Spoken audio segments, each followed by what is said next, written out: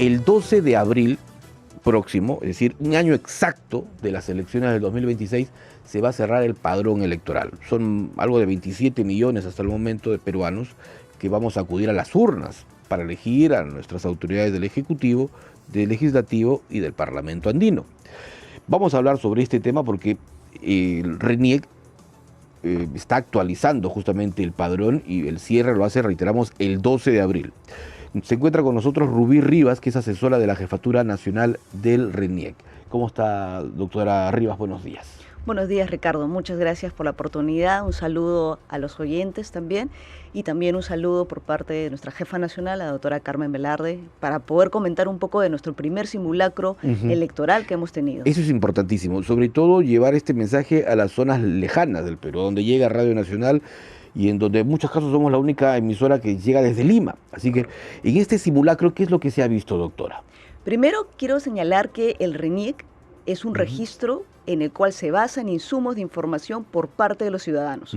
Nosotros actualizamos, registramos los datos que nos proveen las instituciones como los ciudadanos. Entonces, por lo tanto, es señalar y comunicar a toda la ciudadanía que el padrón lo hacemos todos.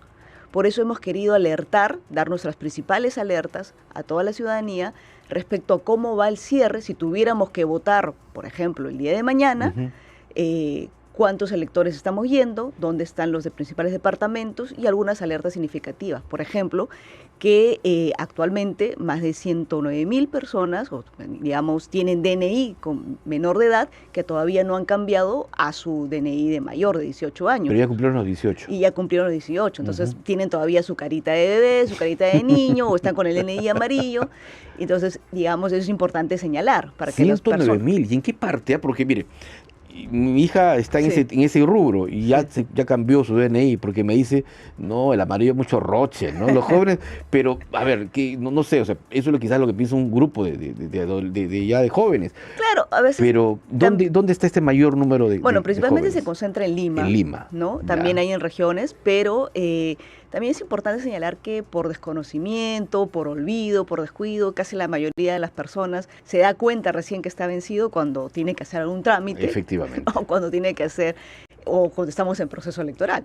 Entonces claro, eso suele pasar. Por eso es importante comunicar ese tipo de alertas. No, pero por ejemplo, los jóvenes que están ingresando a los 18 y que van a postular a un instituto, a una universidad, necesitan el DNI actualizado. Claro, por eso nosotros RENIEC ha desplegado durante todo el año pasado, porque esta estrategia del padrón lo hacemos todo, lo hemos venido realizando el año pasado, campañas, claro, más de 3 millones de trámites gratuitos que hemos venido haciendo a la población, por ejemplo, de extrema pobreza, y eso ha permitido que nosotros tengamos un padrón más actualizado, fidedigno y más cercano a la realidad.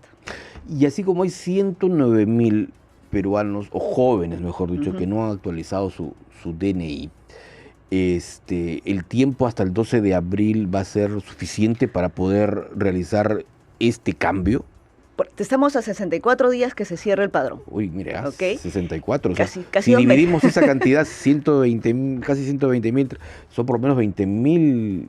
RENIEC hace 600.000 trámites mensuales. 600.000. ¿Okay? Sí. Digamos, estamos en la capacidad, más bien agradecemos a 1.444.000 peruanos y peruanas que han acudido a nuestras oficinas para actualizar estos trámites, la actualización de su domicilio, el cambio de DNI de menor a mayor, registro también de personas fallecidas, entre otros aspectos. Ese es otro punto, porque se habló en la presentación de este simulacro de personas fallecidas que aún no aparecen como en esa condición en los padrones de RENIEC. Claro, ahí permítame comentarte, Ricardo, que esto es importante señalar y que la ciudadanía conozca que es la primera vez que RENIEC está haciendo un trabajo de un padrón depurado, actualizado de manera interinstitucional. Lo hemos hecho gracias al apoyo del MINSA. O sea, han cruzado información. Hemos cruzado información, el Instituto de Medicina Legal, Ministerio de Salud, porque gracias a la campaña y al trabajo articulado que hicimos con el Ministerio de Salud, hemos emitido más de 100.000 certificados de defunción con DNI electrónico que emiten los médicos. Y eso ha permitido que desde 2021 a la fecha tengamos más de 661.000 y al cruzar información hemos identificado que a la fecha hay 8.000 registros, un poco más de 8.000 registros, que tienen su certificado de defunción, pero que no tienen su acta porque no han acudido a las oficinas de RENIEC. O sea, SINADEF les entrega a ustedes Nosotros podemos cruzar con el Ya. Ministerio de Salud, hemos hecho ese trabajo Correcto. articulado. Pero eso es responsabilidad de las familias. Es responsabilidad de las familias. Nosotros entendemos que por el dolor o por a veces desconocimiento, porque la familia puede considerar que basta con el certificado y ya no necesita ir al acta, o tener el acta de función, ya no realiza el trámite. Por eso estamos comunicando, esta ha sido otra alerta electoral que hemos emitido. Por si acaso, peruanos y peruanas, a la fecha hay 8.000 y tanto que aún no han registrado su acta de función. A ver, yo ahí pienso, ¿no? Y a veces lo decían que los periodistas siempre pensamos mal, pero es que hay que buscar todas las opciones. Doctora Rivas, si yo no tengo registrado a mi familiar, a mi papá, a mi abuelo como fallecido, y soy yo la persona que se encarga, por ejemplo, de cobrar algún beneficio, a ver, el pensión 65, por ejemplo, Correcto. yo voy a seguir cobrando. Probablemente haya algunos, digamos, responsabilidades ciudadanas que no son cumplidas, hay un tema de deberes o derechos de algunos casos, pero sí es importante para nosotros señalar que este padrón lo tenemos que hacer todos y es una responsabilidad de las personas para poder registrar. Sin embargo, nosotros estamos viendo otras alternativas legales que solo con fines de registro electoral podamos establecer un mecanismo que depure y que ya no figure. Claro, para ¿no? evitar esas suspicacias de que están votando muertos, como dicen, ¿no? Claro, los muertos no votan, es un tema Claro. de responsabilidad de las familias para poder ¿Y registrar. qué van a eso. hacer ahí justamente para evitar esta situación? Tenemos algunas evaluaciones legales al respecto para poder, con fines solamente de registro electoral, depurarlo, que no figure en el padrón con la observación y luego hasta que se tramite, que se registra, el familiar ya lo podríamos. ¿Y esto es una resolución de RENIEC o tiene que pasar por otro organismo? Hay una evaluación legal que habría que hacer si requiere solamente con fines propios de RENIEC, o sea, documentos de RENIEC, o tendríamos que acudir a otros Es casos. decir, el equipo legal está trabajando en Sí. qué salida le dan para evitar Exacto. esta situación. Exacto. Correcto, esto es muy importante. ¿Cuánto estamos actualmente hábiles para votar según el cierre último que han hecho? Tenemos más de 27.464.000 peruanos y peruanas que están hábiles para votar, ¿no? La mayoría se concentra en el departamento de Lima, más de 8 millones, le sigue La Libertad por primera vez, ha subido, después sigue Piura, tenemos después le pasaron a Arequipa, mire. Sí, después desplazaron a Arequipa, Cajamarca y Cusco. ¿no? Esto significa que ha migrado mucha gente hacia el norte.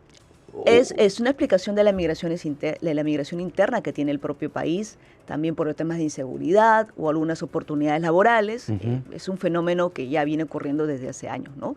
Por ejemplo, nuestra otra alerta es que más de 3 millones de peruanos y peruanas han actualizado su domicilio. Entonces eso también ¿En el último año, podemos decir? en los últimos años, ¿no? 3 millones.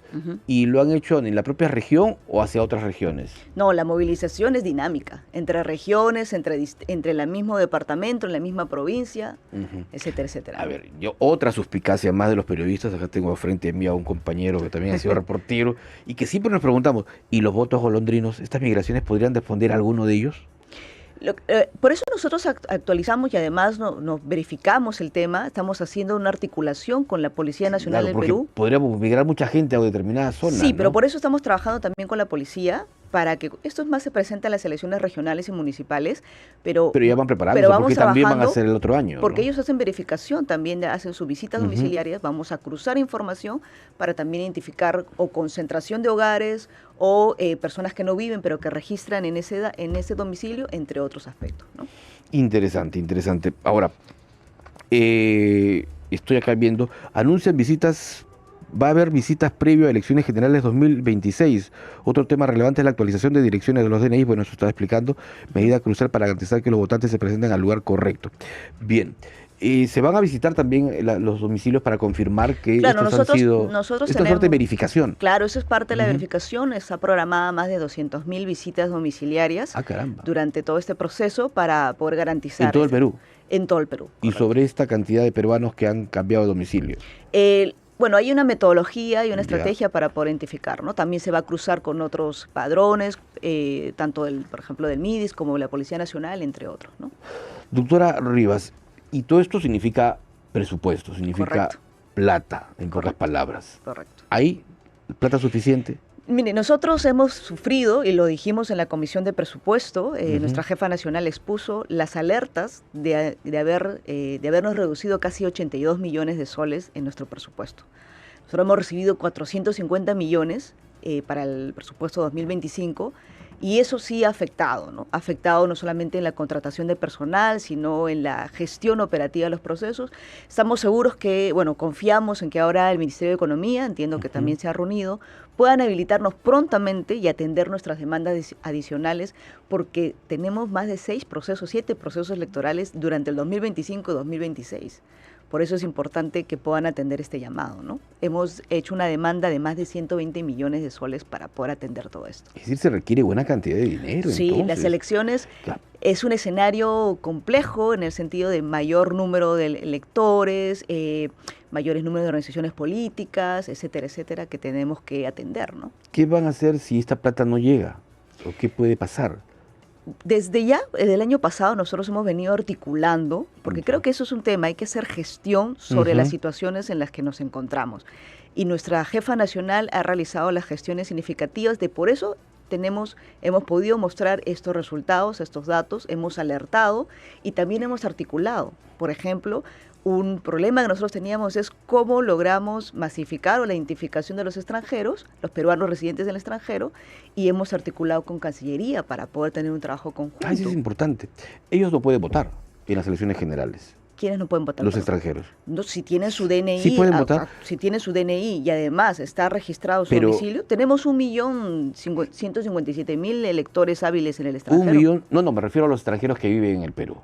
Los extranjeros que... Claro, no. Salvo que se hayan nacionalizado. Claro. Y en el extranjero tenemos 1.157.000. Correcto. Sí. Se concentran principalmente en América, en el continente de América, principalmente en Estados Unidos, ¿no? Correcto.